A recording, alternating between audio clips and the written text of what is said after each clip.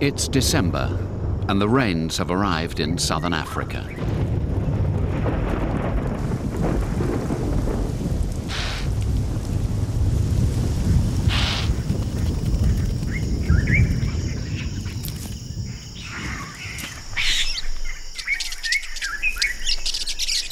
In much of Africa, the endless cycle between wet and dry seasons dictates where animals go to satisfy their need for both food and water. This eternal struggle against the elements governs the pattern of life and death in Mana pools, a remote wilderness on the banks of the Zambezi.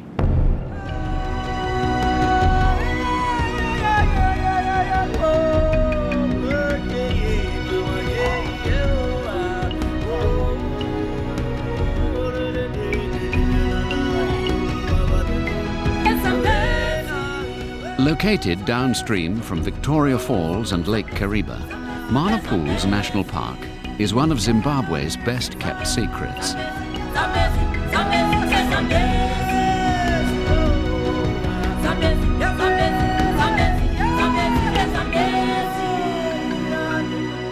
The woodland bordering the river is unique, for it's dominated by extraordinary trees, white acacias, which are leafless when everything else is green. Nestling among them are Mana's many pools, remnants of the Zambezi's meandering course. The largest is 6 kilometers long. The rains have turned the refuge into a well-stocked larder, full of animals.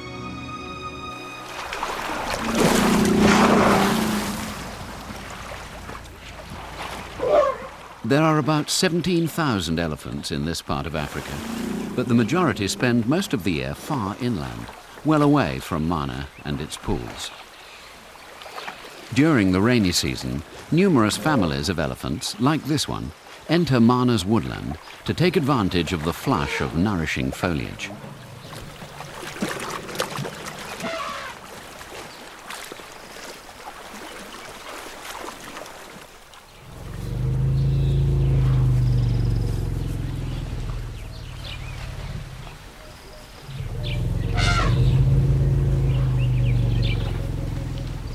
For much of the year, the ground beneath the lofty acacias is relatively bare. However, the rains conjure up a carpet of grass, which attracts large numbers of grazing animals. For impala, the lambing season coincides with the glut of grass. The young form creches because there's safety in numbers.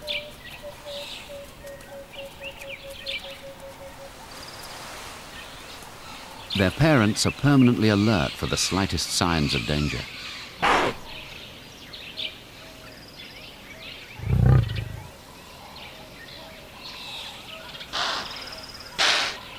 Out in the open, lions pose little threat, as long as the impala keep their distance.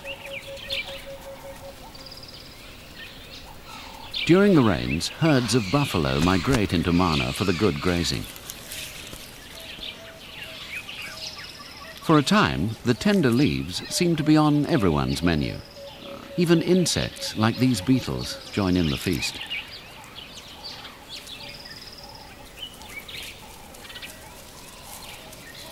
But there are more exotic things to eat in Mana's secluded pools.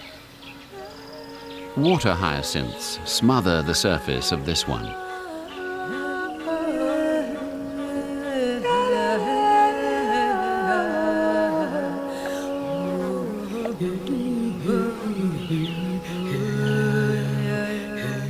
These pretty plants are relished by elephants.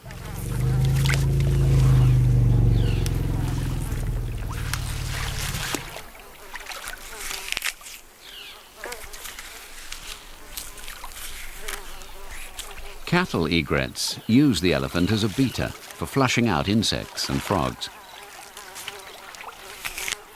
The only elephants to reside permanently in Mana are a few big bulls.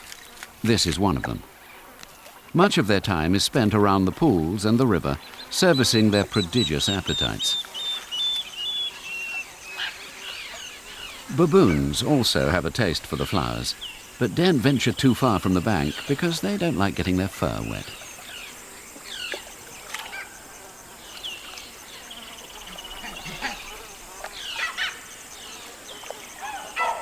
With so much food, the animals can relax. And yet, during the dry season, some will be hard-pressed to survive.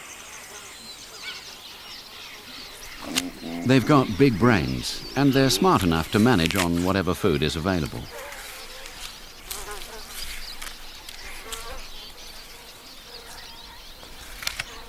The troop's leading male is tucking into the fruit of a sausage tree, which makes tough but wholesome eating. Each troop has its own foraging area. Although baboons from different groups sometimes mingle without incident, this time a purposeful invasion is taking place. The neighbours threaten a takeover, so a serious skirmish is inevitable.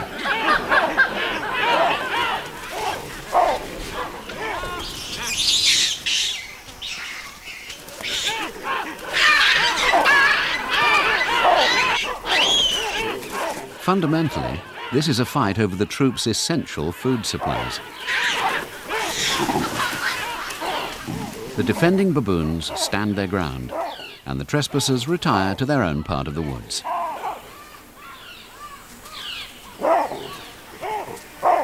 Baboons must be able to protect their own territory with its fruiting trees and termite mounds if they're to get through the lean, dry period of the year.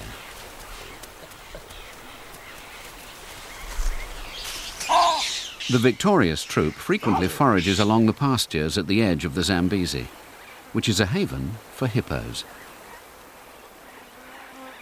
At this time of the year, they regularly haul out during the daytime to feed.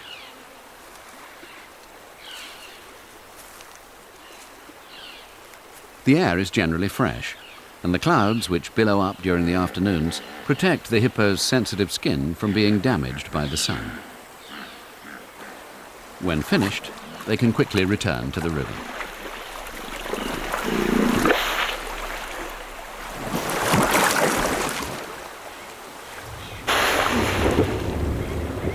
Around Christmas, at the height of the southern summer, there are frequent showers. Although the rain can be heavy, it's often very local and short-lived.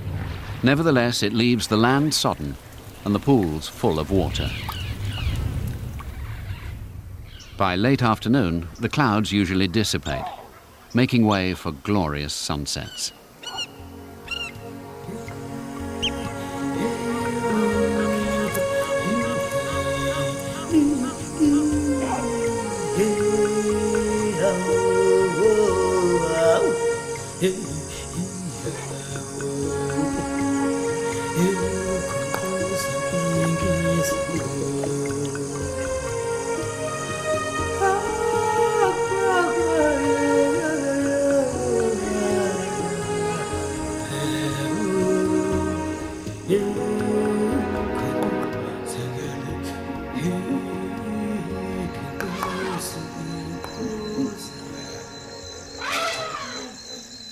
There's much excitement among the elephants.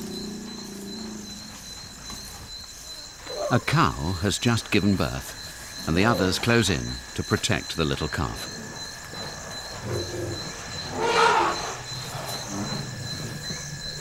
It's still bewildered and unsure of its feet, but inside the forest of legs, it's safe.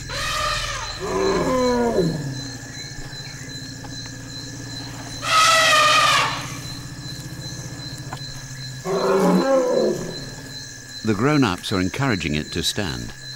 Until it does so, it won't be able to reach its mother's breasts.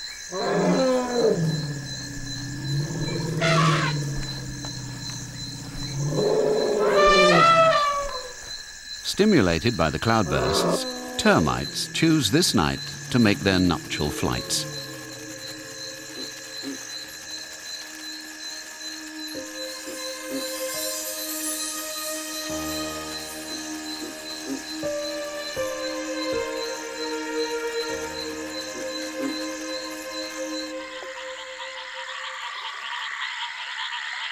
In response to the rains, the foam frogs launch their sexual orgies.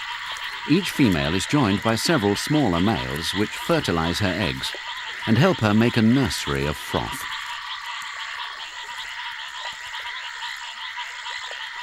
It's safer than consigning the tadpoles to the pool below, full of ravenous fishes. The heavy downpours produce another nocturnal event: catfish out of water.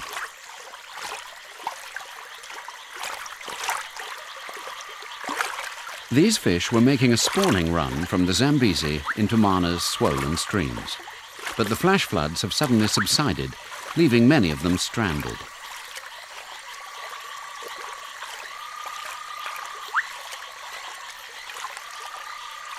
As there are plenty of puddles and the fish can gulp air, many will wriggle into one or other of Mana's many pools where they'll breed.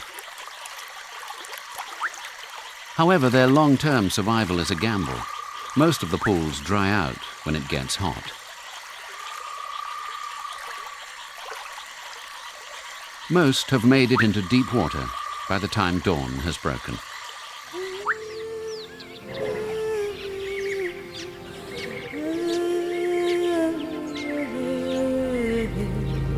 The newborn elephant has survived its first night. It's still a little wobbly, so its mother has hung back while the rest of the troop has wandered off to feed.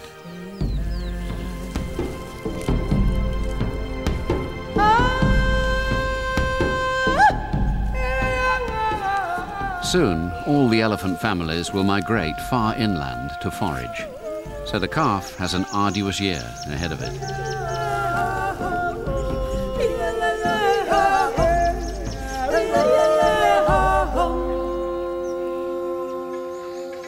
Within a month or two, Mana begins to dry out.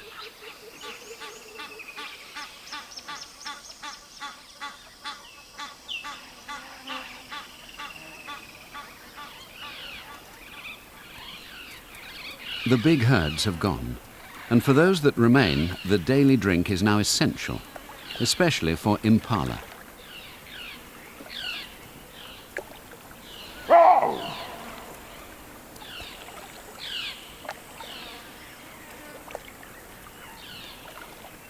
The vegetation on which they and the baboons are now feeding is not as lush as it was, and so they need extra water.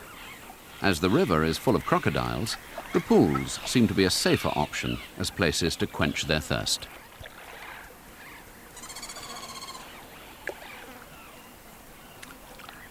Ever cautious, impala feel especially open to attack when they're drinking. This pool is now a shrinking refuge for an old male hippo. He once commanded his own stretch of the Zambezi, but he was banished from the river by younger bulls.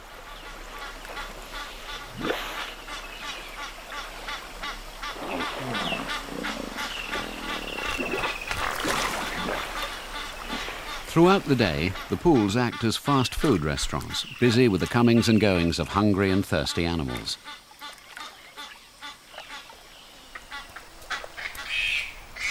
A female kudu joins the party.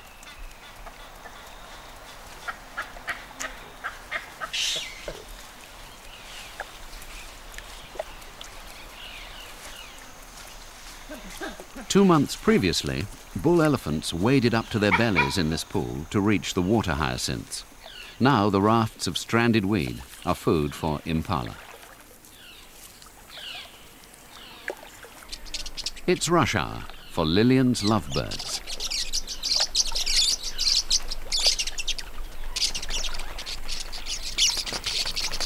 Being seed eaters, they get virtually no moisture from their food, so they have to top up on water to complement their desiccated diet.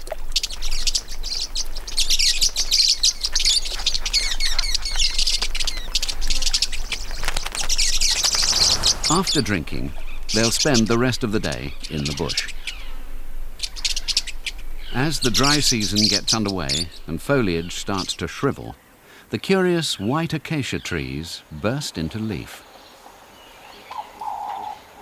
As much of Mana's vegetation starts to wither, the acacias produce blossoms.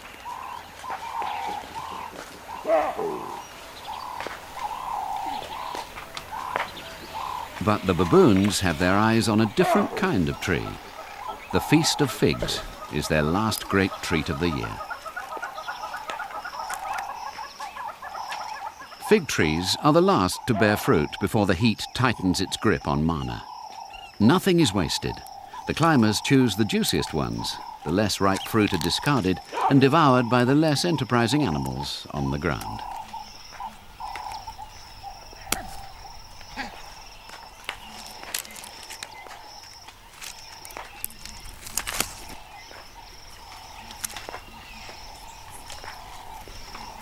The older baboons know that they must take advantage of the bonanza of fruit while they have the chance, because there are lean times ahead.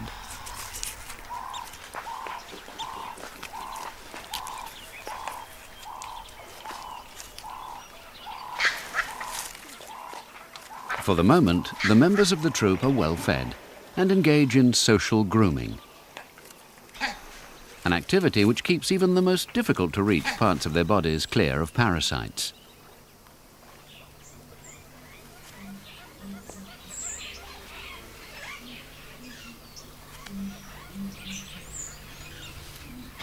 Mutual grooming also reinforces friendships between members of the troop.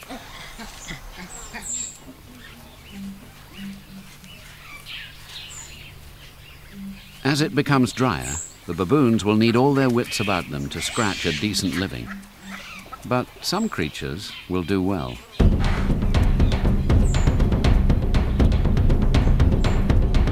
The lions of Mana won't have far to go to find their victims.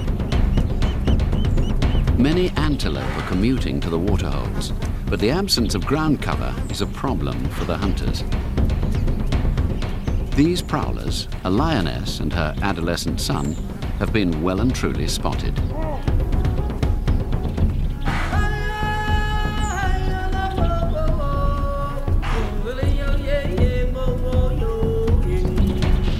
Waterbuck monitor the lions' movements, so they won't be taken by surprise, at least for the moment.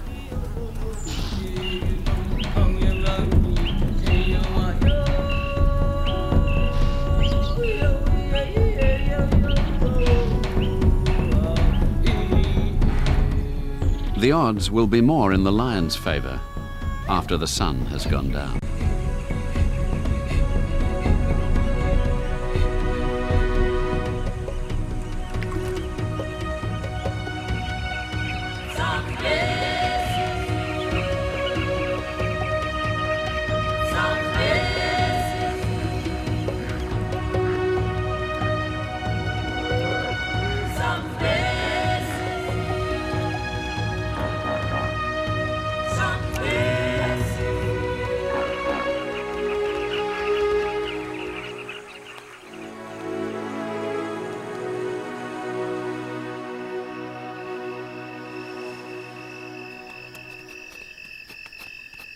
After dark, one of Africa's most powerful excavators is at large.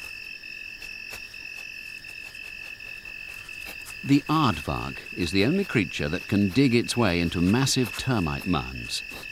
Against its sturdy claws, the insect's earthen defenses are no match. Once breached, the aardvark licks up his tiny prey. Under the veil of darkness, a young waterbuck on its way to the river walked straight into the lioness's ambush.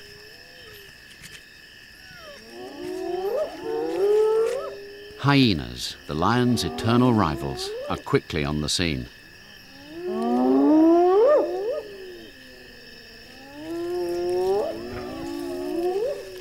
Attracted by the sound of the kill and the smell of the freshly opened carcass, the hyenas hope to take over the lion's feast.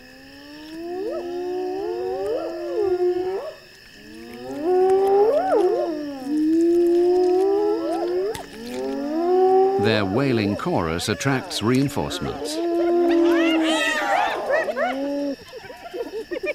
When the rest of the clan turn up, the hyenas stand a chance of seeing off the lioness. But not yet.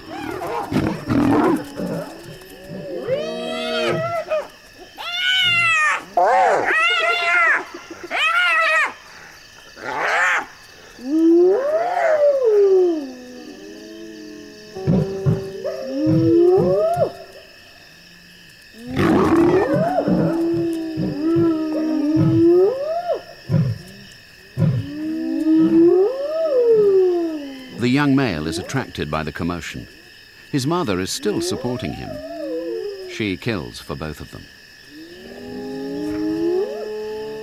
Even with 20 hyenas lurking in the darkness, the lions are unwilling to sacrifice their night's work.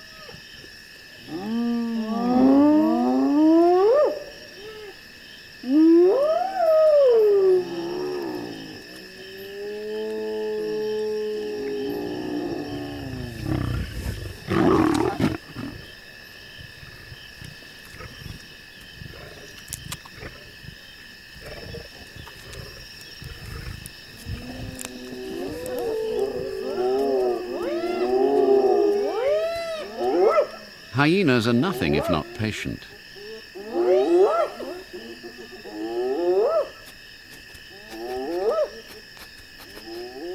At the termite mound, the aardvark has finished his meal, and as it returns to its burrow, work begins on repairing the broken walls.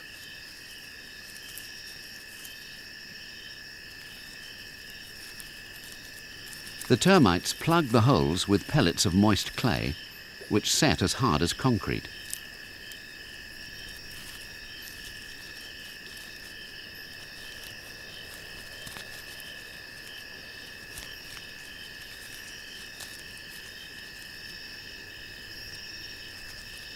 The job will never be completed by sunrise. The aardvark made too much damage.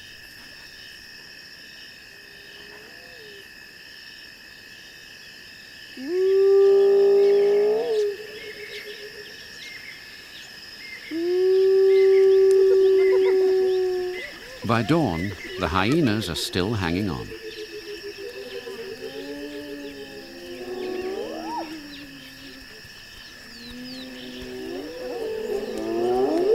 The lions are irritated by their presence, and the young male asserts his authority by provocatively placing his strong-smelling dung among them, a warning that he rules here.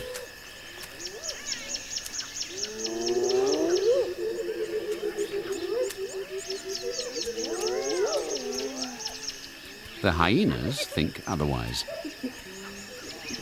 A dominant female destroys the lion's pungent pile and overlays it with her own sharp scent.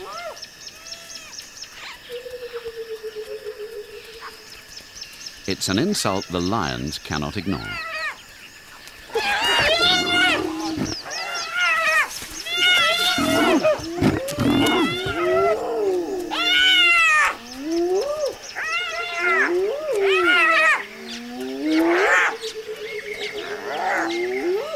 So far, the hyenas' vigil hasn't paid off. But sooner or later, their patience might be rewarded with the lion's leftovers, a few pieces of skin and bone.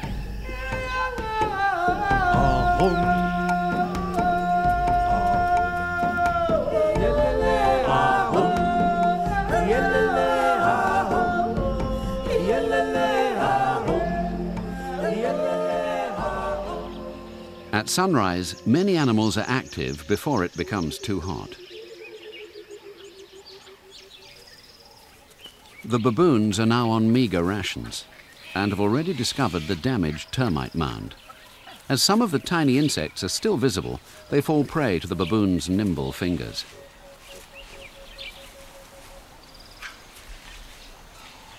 Feeding on titbits is hard work.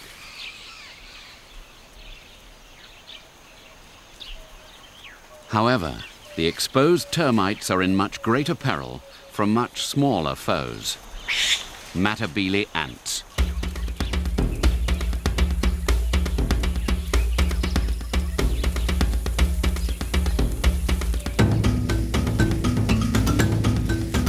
Alerted by their scouts, a column of these savage ants emerge from their nest and weave their way through the African bush.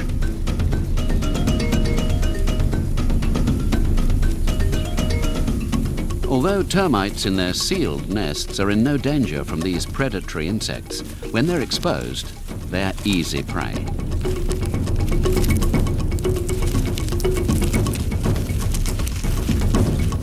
Against battalions of aggressive ants, even the well-armed soldier termites are overwhelmed.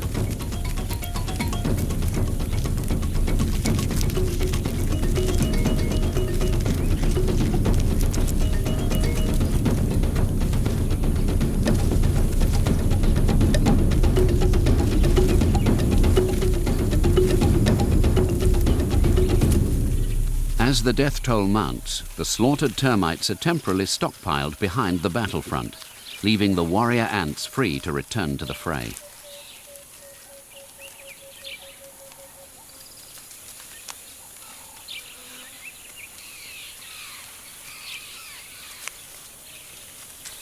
The outcome of the conflict is inevitable. Soon the victorious Matabele ants carry jaw-loads of their victims back to the nest where their queen and grubs reside.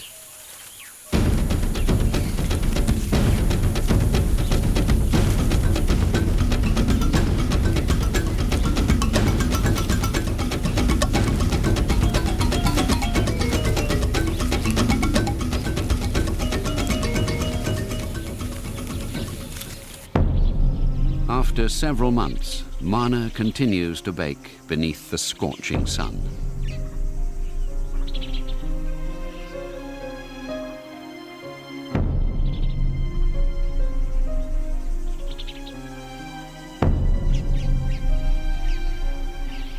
Some of the pools have now shrunk to a critical level, and the fish are in serious trouble. This is what the marabou storks have been waiting for. Thousands of catfish are stirring in the mud. There are so many the marabous don't know where to start. In the deeper water, the yellow-billed stork searches by touch, beak poised to snap onto its prey.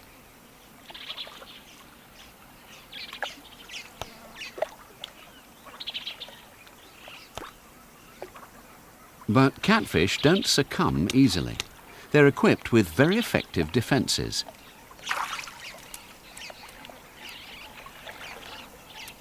When seized, they erect needle-sharp fins which stick out sideways and make them difficult, if not dangerous, to swallow.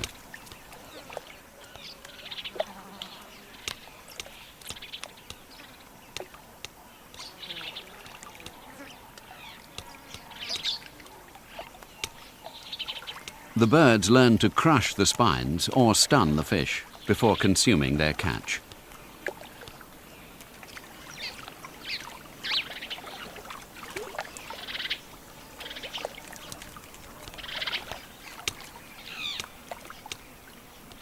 A saddle-billed stork joins the banquet.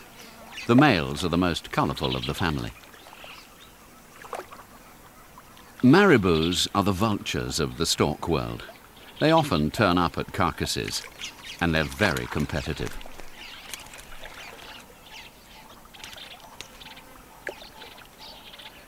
A gathering like this can fish out a pond in days, and then the birds move on to another one.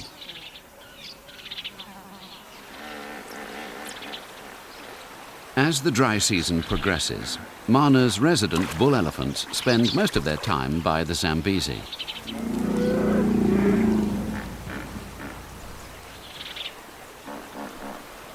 Their food in the acacia woodlands is becoming scarce, but the river banks and islands in the middle of the river are still fairly green.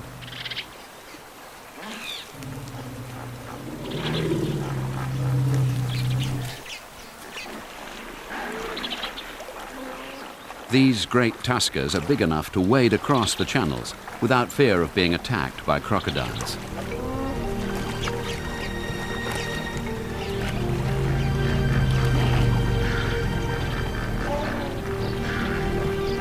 They'll spend hours at a time grazing with the sun beating down on their backs. And when they get too hot, they can join the hippos to cool off.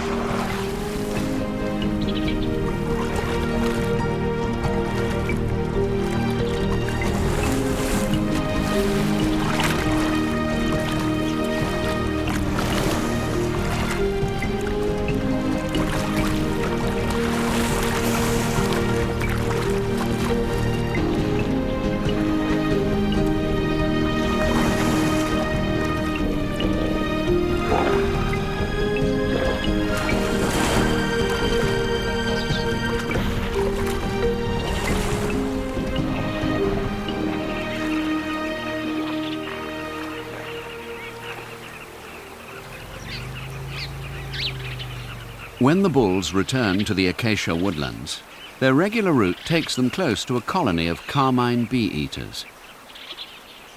They are one of Africa's most vivid birds. They turn up to breed on the banks of the Zambezi during the hottest and driest months of the year. The cliffs carved out by the flowing water are ideal for them. Overlooking the river, the colonies are fairly safe, and the 2-meter-long nesting burrows are easy to excavate in the sandy soil.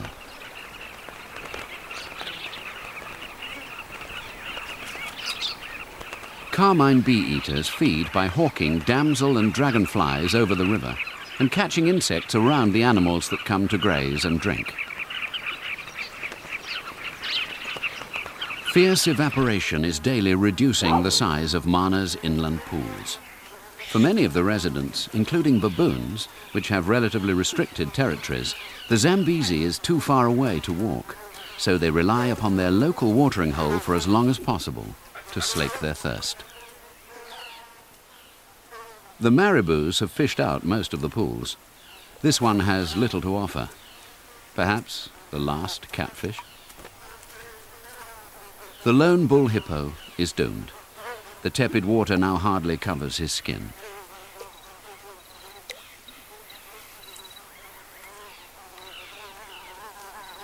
If the conditions become intolerable, the marabous at least can fly away, whereas the baboons have no option but to remain in Mana.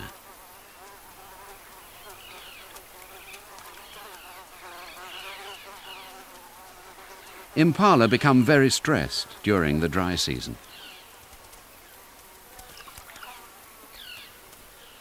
These antelope need good grazing as well as water to keep them in good health.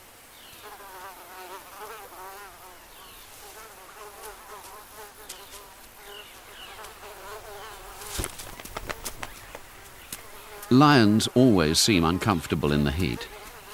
By midday, the lioness is so parched that she's forced to brave the sun to look for water.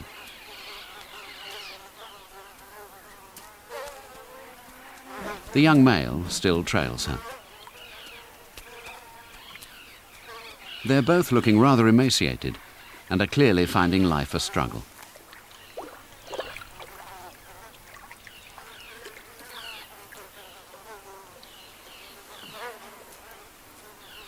In the absence of the migratory herds, their prey is somewhat thin on the ground.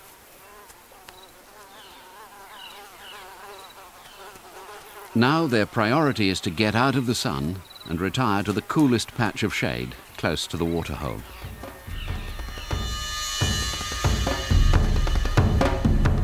The smallest pools have either completely dried up or are reduced to patches of glutinous mud.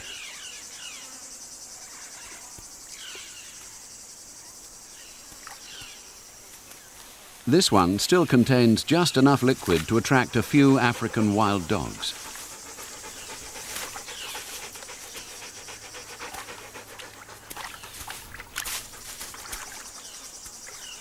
Mana Pools is one of the last refuges in Zimbabwe for this beleaguered species. In the Zambezi Valley, there are several packs which have enough space to breed and hunt without human interference. These belong to a pack of 22, and they'll all join up to hunt at sunset, when Mana cools down.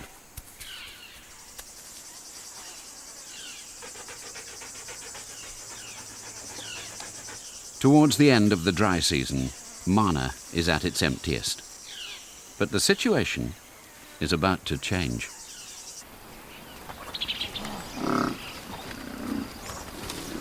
After 6 months, the migratory herds returned. Way inland, there's still food, but the water holes are now dry. So with nothing to drink, the animals must come back to Mana.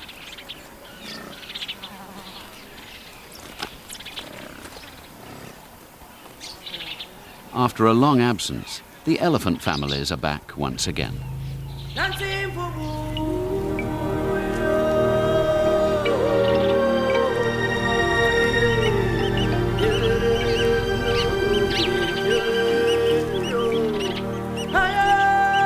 Zambezi.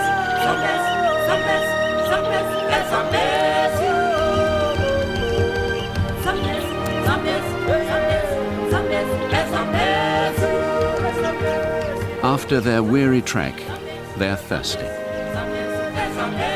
Bypassing Mana's near empty pools, they head straight for the Zambezi.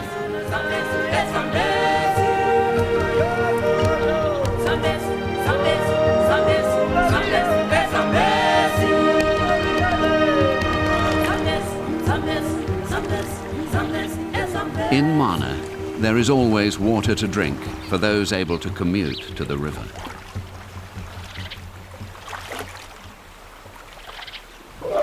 Mana Pools is now at its busiest. The presence of life-sustaining water acts as an irresistible attraction for the big herds. And this is what makes Mana such an important sanctuary in this part of Africa. Once watered, the animals need to eat, but the grass has gone, and much of the dry foliage is of little value as food.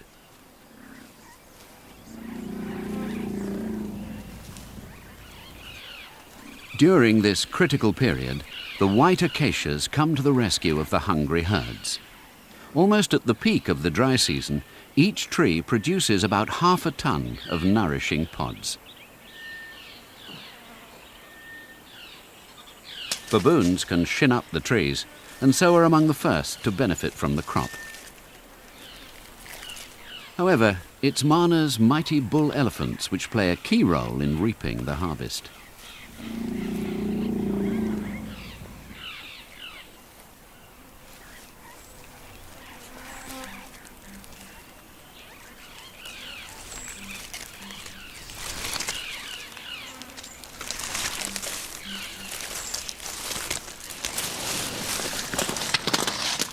With their long reach, the biggest ones can rip whole branches off the trees.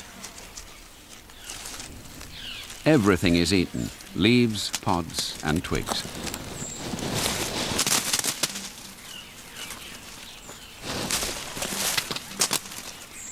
These animals create a browse line higher than a two-story house.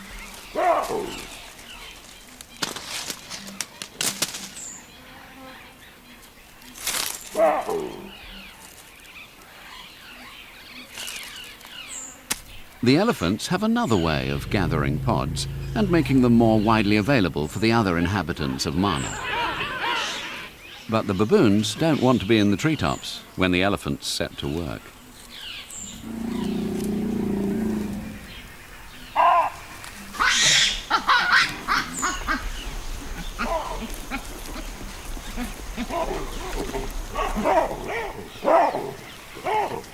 With 5 tons behind it, a bull elephant can shake down a shower of pods from the most inaccessible parts of the canopy.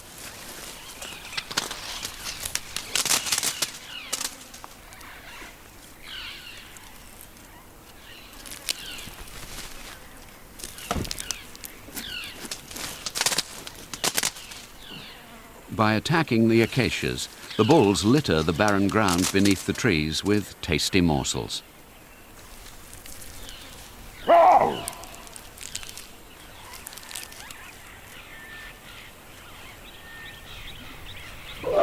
The fallen pods attract the females and their calves, who are unable to reach even the lowest branches in the acacia woodland.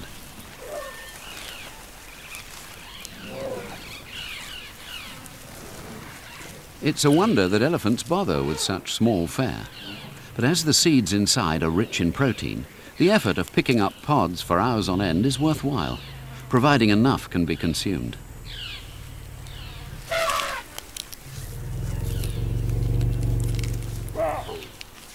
The elephants can't possibly collect every one, so other creatures profit from their enterprise.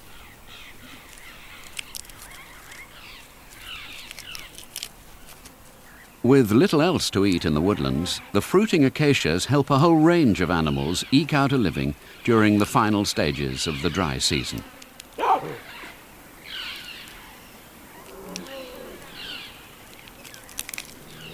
Eland have also migrated into Mana to feed on the pods. But the bonanza is brief. Soon the supply of pods is exhausted.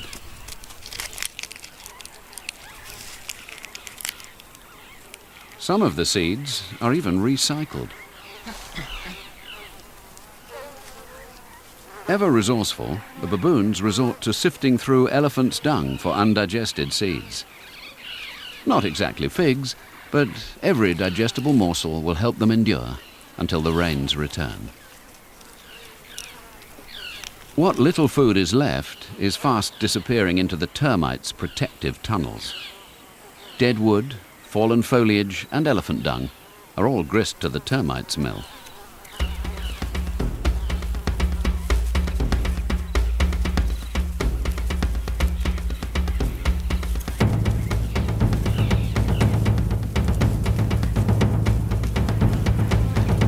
In Mana, termites consume as much vegetation as all the other animals put together. The race is on for the final scraps of food. Swarms of red-billed qualia scour the soil for the remaining seeds.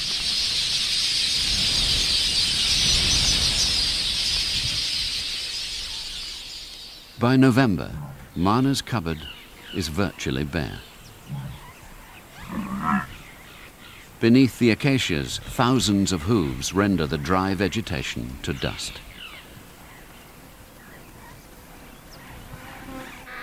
Death is in the air.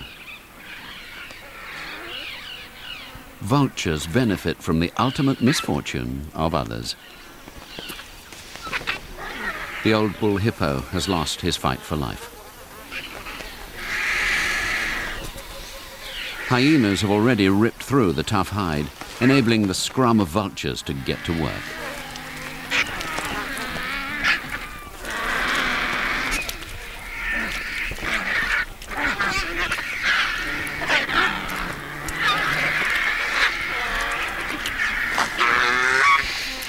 With no fish left, marabous have taken to scavenging, using their long beaks to snatch pieces from the vulture's table.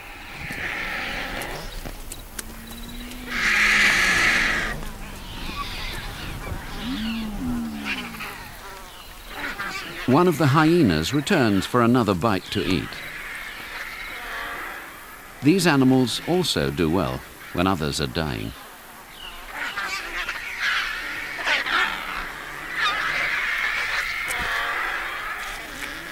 With a mouth full of piercing, cutting and crushing teeth, hyenas are the ultimate butchers of the natural world. She won't let the vultures get near her choice chunk of rotting flesh. Birds are at the bottom of this pecking order.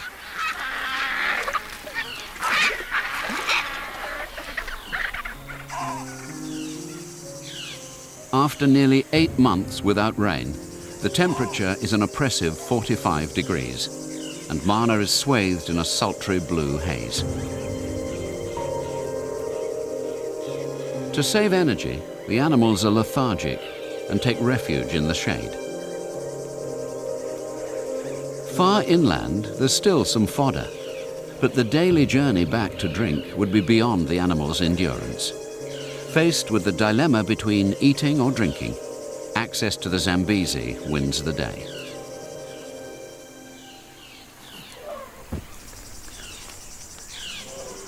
One last push, just in case.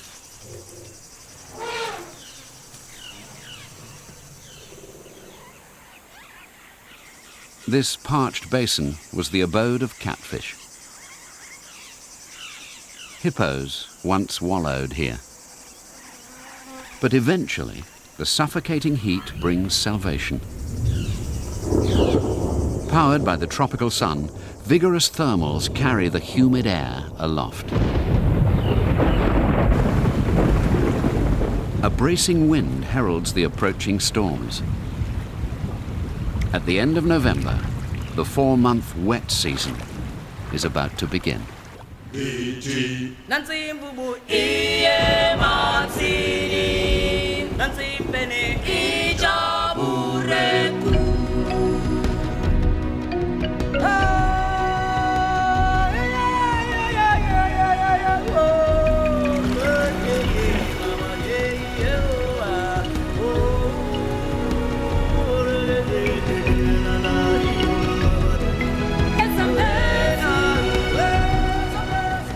water pours off the flooded land, and the streams flowing into the Zambezi are turned into destructive torrents.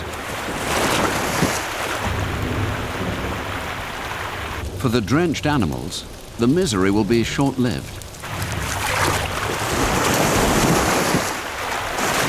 For them, the rain will bring back the good life.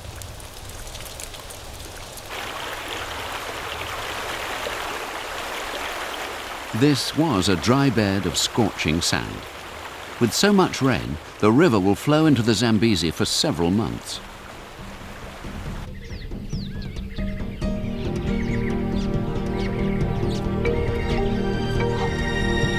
Soon after the initial soaking, Mana's pools fill to the brim, and the woodland is once again flushed green.